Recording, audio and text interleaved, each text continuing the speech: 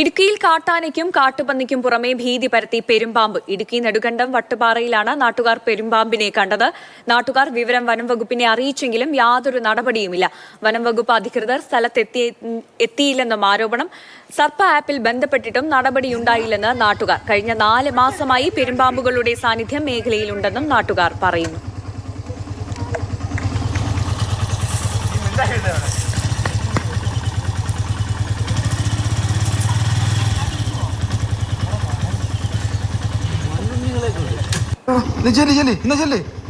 എനിക്ക് പേടിയാ പോ. നീ എന്താ പിടിയടാ?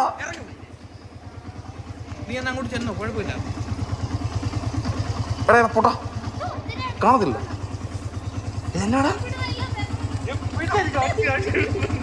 മറ്റേ